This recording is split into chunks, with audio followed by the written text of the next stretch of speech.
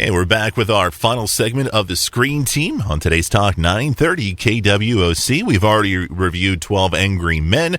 We also reviewed Snitch, and we're getting ready to review the new theatrical release, the new Adam Sandler film, Grown Ups 2. Of course, we're all Adam Sandler fans here on the panel. Some of us are. And, of course, this is the sequel to Grown Ups, and it stars, of course, Adam Sandler, Chris Rock, David Spade, the guy from King of Queens, Kevin James. Oh. Is Rob Schneider in this one? Nope. No, I didn't see him. He didn't make the cut on this one, huh? Not unless he was in really good makeup. Yeah. Nope. Well, I didn't get a chance to see this one.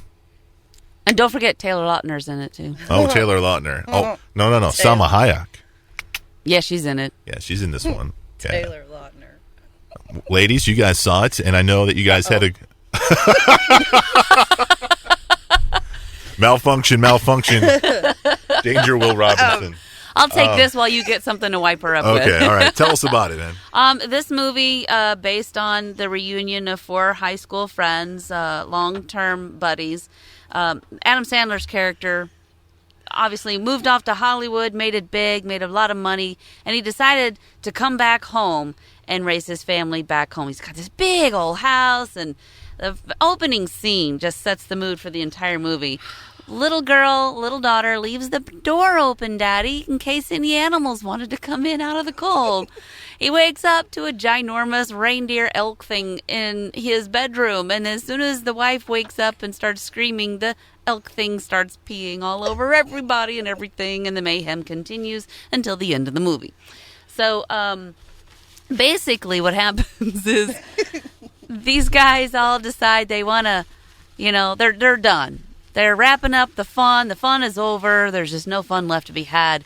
But then Kevin James' character, is that his name? Yeah. Yeah. Well, he gets caught at Mommy's house a lot. Oh, yeah. And they start razzing on him about how he's never jumped off this cliff at the quarry into the water.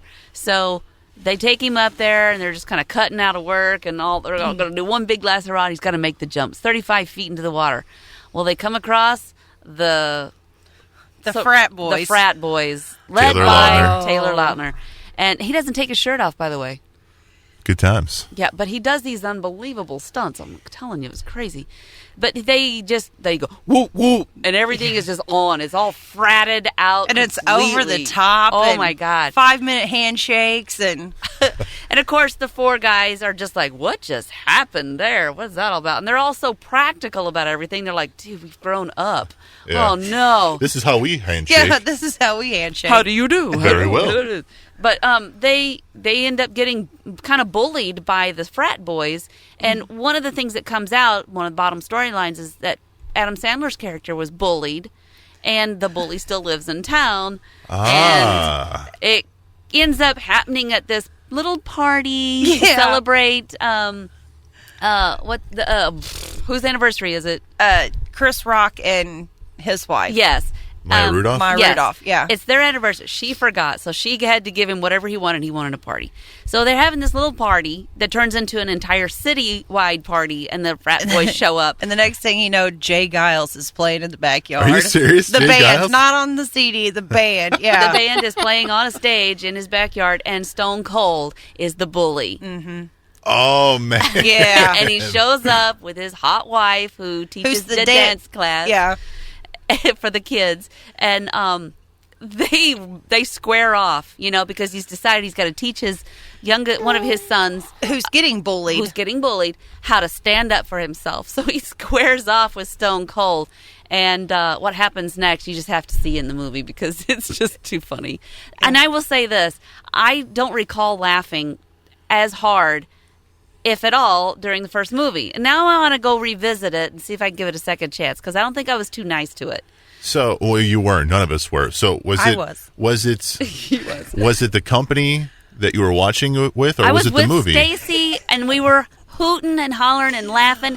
We laughed so hard our sides hurt. Like, I had to pee halfway through the movie and was just like, I didn't need to by the end of the movie because it was all done. I mean, seriously. My stomach got a cramp in it one time from laughing so hard that I didn't think was going to ease up. So I had to just keep laughing. And there was a little kid in the front row that every time I would laugh really loud, that kid would laugh really loud. It was awesome. It was like they were trying to outlaugh me, which cannot be done. No, it can't.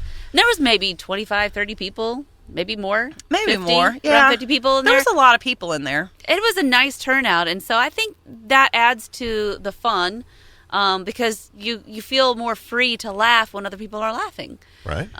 When you're sitting with a stick in the mud, Yeah. like Chris Who, Berger, Luke? who actually laughs at the craziest stuff I've ever heard of in my life. And I You mean sat there funny with stuff? my little eyebrows going, what? Did they just do that? But anyway. You mean like Louis C.K.? I was showing her like a Louis C.K. video, and she's like, this isn't funny. It was awesome. So the weakest part of the movie, I have to say, is the family with the son that Boomer, whatever his name is. What are you talking about? That was Tim Meadows. Tim Meadows Didn't get it. Well, he was in the first one, and he was kind of he was on the other team in the first one because there was like the dude from the ice cream stand. Yeah. In the first one, him and Adam Sandler were butting heads. Yeah. So they had their pack, Right. I guess. Okay. And so Tim Meadows was on that team. Uh-huh. And then, of course, Chris Rock was on the other team. And, Right. that's kind of how they were the only two Black boys. black boys in the school. Yeah. Yeah. And so they kind of, Yeah. they had to either like each other or hate each other. Right. And So then in- the whole in this thing in one- Kmart. Oh, that was just weird. No, it was funny. It was weird. They hijacked a bus because the bus driver was messed up. He was self-medicated. Yeah, because his wife left him after a couple weeks or whatever, and I don't know. I can't stop laughing when I think about it. This may be next to The Heat, which I went and saw, and I laughed until I cried in that one. I haven't seen it yet. This movie, these are the two funniest movies I may possibly have ever seen in my whole entire life. Well, I will say I'm with Stacy. I laughed and laughed and laughed, and it was a good time. And maybe everybody else will have a good time too. Do you have to go see it at the theater? Hey, man, get your posse together and go party and have a good time at the movies. Yes. If you can't make it to the movies, you got to pick and choose which movie do I get to see. Hold off on this one and rent it at home and have the gang over at the house and watch it on the big TV at home. So if someone had to choose between, say, Grown Ups 2 and The Conjuring, what should they choose? To go to the movies? Yes. The Conjuring. Grown-ups too. That Conjuring too scary for me, but I would much rather laugh and wet myself than jump and wet myself out of fear. I'm just saying it would have been nice to pause and go to the bathroom when I needed to. Well, that's true. Maybe Ladies, we shouldn't drink so much soda That's whenever true. we go. Ladies, great job as always. Stacy, thank you for being on the show once again.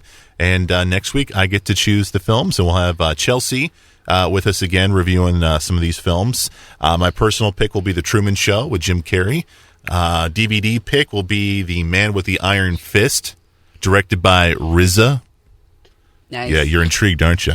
And the theatrical release of the week will be Despicable Me 2. So we'll do that next Saturday at 6 p.m. For Stacy, for Sabrina, for Krabby Luke, and Chris.